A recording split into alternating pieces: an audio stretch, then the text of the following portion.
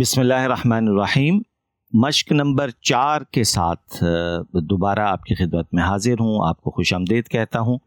آج کے سبق میں ہم اسماء استفہامیہ یعنی وہ اسماء جن کی مدد سے ہم سوال کرتے ہیں، جو ہم نے اپنے سبق میں پڑھے ہیں،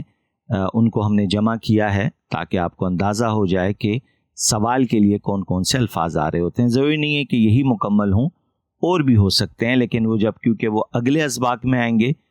تو تب ہم ان کو دیکھ لیں گے، لیکن جو ابھی تک ہم نے پڑھے ہیں وہ کچھ جمع کیے اور وہ آپ کے ساتھ شیئر کیے جا رہے ہیں۔ اسماء استفہامیہ، جس طریقے سے ما، میم الف، ما، تو اس کا معنی ہے کیا، ٹھیک ہے۔ اس سے جو ہے ہم غیر عاقل کے متعلق سوال کرنے کے لیے اس کو ہم استعمال کرتے ہیں، جیسے ما ھذا، الدرس الاول میں آپ جا کے دیکھیں تو اس کی مثالیں آپ کو مل جائیں گی۔ اب یہی سوال ہم نے کسی ذوی العقول کے لیے ہم نے یہ سوال کرنا ہے، یعنی کسی انسان جاندار کے متعلق بات ہو رہی ہے تو وہاں استعمال ہوتا ہے من، وہاں ما استعمال نہیں ہوگا۔ اب اس اصول کو ذہن میں بٹھا لیں آپ، من، ٹھیک ہے، من زیدن، زید کون ہے، من انت، تم کون ہو، من ہوا، وہ کون ہے، تو یہ من کا لفظ اس میں یہ استفہامیہ اسم جو ہے وہ استعمال ہوگا۔ یہ بھی درس الاول میں آپ کو اس کی چند مثالیں مل جائیں گی۔ اسی طریقے سے ہم نے پوچھنا ہے کہ یہ چیز کس کی ہے، تو اس کے لیے ہے لیمن، ٹھیک، لام زیر لی جو ہے اس کو ہم نے کسی اور بھی سبق کے دوران پڑھا تھا، وہاں بھی اس کو دیکھ لیجئے گا، لیکن یہ مستقل خود بھی ایک استفہامیہ میں آتا ہے۔ لیمن، کس کا، کس کی، کسی چیز کے بارے میں سوال کرنا ہے تو لیمن ھذا الکتاب، یہ کتاب کس کی ہے، تو یہ درس الخامس میں اس کا استعمال ہوا ہے۔ اسی طریقے سے ماذا، یہ غیر عاقل کے متعلق سوال کے لیے استعمال ہوتا ہے، جیسے ماذا فی الجیب، یہ بھی ہمارے سبق میں الدرس التاسع میں اس کی مثالیں موجود ہیں کہ بھئی جیب میں کیا ہے۔ اسی طریقے سے ایک تو تھا کہ ما ھذا، یہ کیا ہے، ٹھیک، اب یہ ہے ماذا، اس کا استعمال ہو رہا ہے ماذا فی الجیب، آپ کی جیب میں کیا ہے، تو ہمیں جیب کا تو معلوم ہے لیکن جیب کے اندر کیا ہے یہ معلوم نہیں ہے، اور پچھلے والے میں ہمیں پتہ ہی نہیں تھا کہ وہ شے کیا ہے، تو ان دونوں میں بنیادی ایک بڑا یہ فرق ہے۔ اسی طریقے سے کیفا استفہامیہ میں آتا ہے، جیسے اس کے معنی ہے کیسے، کیسا، یہ حالت اور کیفیت کے متعلق سوال کرنے کے لیے استعمال ہوتا ہے، جیسے کیفا انت، تم کیسے ہو، کیفا والدک، تمہارے والد صاحب کیسے ہیں، کیفا الاحوال، حال احوال کیسے ہیں، وغیرہ وغیرہ، تو یہ کیفا وہاں استعمال ہوتا ہے۔ اس کے لیے آپ الدرس الحادی والثلاثون کو دیکھ سکتے ہیں۔ آئینہ، آئینہ کے ذریعے اس کا معنی ہے کہاں، تو اس کے ذریعے ہم مکان، مقام کے متعلق سوال کرتے ہیں اور یہ اس کے لیے استعمال ہوتا ہے، جیسے آئینہ انت، تم کہاں ہو، آئینہ کنتا بالامس، تم گزشتہ روز کہاں تھے، ٹھیک ہے، تو یہ اس کے لیے آئینہ استعمال ہوتا ہے، درس الخامس میں آپ کو مل جائے گا۔ حمزہ الف زبر والی جو ہے حمزہ جس کو ہم کہتے ہیں، یہ بھی سوالیہ جملے کے لیے استعمال ہوتی ہے، جیسے اتحب القہوۃ، کیا آپ کو قہوہ پسند ہے۔ حل کثرت سے استعمال ہوگا، آپ کے اسباق میں استعمال ہوا ہے، اس کے بھی معنی ہیں کیا،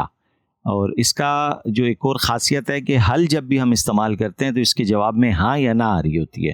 اسی طریقے سے آج جو ہم نے استعمال کیا تھا اس کے جواب میں بھی ہاں یا نہ آ رہی ہوتی ہے، جیسے حل انت طالب، اب ہو سکتا ہے وہ طالب نہیں، وہ تو خادم ہے، وہ بولے گا لا بل انا خادم یا استاذ، یا جواب میں کہے گا نعم انا طالب۔ سو اس کی تفصیل آپ کو الدرس السابع عشر میں مل جائے گی۔ متى کا معنی ہوتا ہے کب، ٹھیک ہے، یہ وقت سے متعلق سوال کرنے کے لیے ہم اس کو استعمال کرتے ہیں، جیسے متى تعود الى البيت، تم گھر کب لوٹتے ہو، ٹھیک ہے، تو اس کا آپ کو اس کی تفصیل ملے گی الدرس الثامن والثلاثون کے اندر، اس کا وہاں استعمال ہوا ہے۔ اب یہ بھی ذہن میں رکھیے گا کہ بعض ایسے اسماء ہیں استفہامیہ جن کی الگ سے اصول نہیں ذکر کیے گئے کتاب میں، لیکن ان کا استعمال جملے میں ہوا ہے، لہٰذا میں نے وہ بھی دروس ساتھ لکھ دی ہیں تاکہ مزید اس کی صورت آپ کے سامنے واضح ہو سکے۔ اسی طریقے سے ہے بیمہ، کس چیز کے ذریعے، کس چیز کے ساتھ، اس کو ہم استعمال کرتے ہیں کسی چیز یا عمل کے ذریعے ہونے والے معاملات کے جاننے کے لیے ہم اس کو استعمال کرتے ہیں، جیسے بما تسمع، تم کس چیز سے سنتے ہو، تو یاد ہے یہ سبق آپ نے پڑھا تھا الدرس الثالث والثلاثون میں، بما تشم، تو یہ بما اسی کے لیے استعمال ہوتا ہے۔ ای، ٹھیک ہے، کون سا. اس کا بھی اگر آپ دیکھیں تو ہم نے الدرس الاربعون میں اس کا استعمال کیا ہے. یہ انتخاب یا تفصیل کے بارے میں سوالات کرنے کے لیے استعمال ہوتا ہے، جیسے فی ای صف تتعلمون. ٹھیک ہے، آپ کس درسگاہ میں، کس کلاس میں آپ پڑھتے ہیں، تو یہاں ای کا جو ہے وہ اسم استفہامیہ جو ہے وہ استعمال ہوگا. تو یہ بنیادی کچھ استفہامیہ اسما تھے جو کہ ابھی ہم نے جن کو پڑھ لیا، ان کو ذہن نشین کر لیجئے، اور آہستہ آہستہ انشاءاللہ مزید بھی جو کچھ ایسی چیزیں سامنے آ رہی ہیں میں ان کی ترتیب بنائے جا رہا ہوں آپ کے لیے، تاکہ یہ چیزیں واضح ہو جائیں، کیونکہ کتاب میں بکھری ہوئی ہیں. اب ہم ان کو جمع کر رہے ہیں ایک جگہ پہ تاکہ سنگل شیٹ کے اوپر آپ کو مل جائے. ویسے اگر آپ مدارس میں پڑھ رہے ہیں تو جو علم النحو ہے اس کے اندر بھی یہ پوری تفصیل آپ کو ابتدائی اسباق کے اندر ضمائر کے حوالے سے بتائی جا رہی ہے، بلکہ اس میں تو زیادہ بھی تفصیلات ہیں کہ ایک ہی لفظ ہے وہ کبھی شرط کے لیے بھی استعمال ہوتا ہے، کبھی استفہام کے لیے استعمال ہو رہا ہوتا ہے. تو وہ کیونکہ زیادہ ڈیپ ہے اور پلس اس کا سبق میں استعمال نہیں ہے، لہٰذا اس کو میں نے بہت زیادہ نہیں چھیڑا، لیکن اگر آپ چاہیں تو وہاں بھی آپ کو مل سکتی ہے تفصیل. باقی ہم نے یہاں جمع کر دیا ہے. تو اللہ رب العزت سے دعا ہے ہمارے اس پڑھنے پڑھانے کو اپنی بارگاہ میں قبول فرمائے. انشاءاللہ اگلے سبق میں پھر دوبارہ اگلی تمرین کے ساتھ دوبارہ ہم حاضر ہوں گے. جب تک کے لیے السلام علیکم ورحمۃ اللہ وبرکاتہ.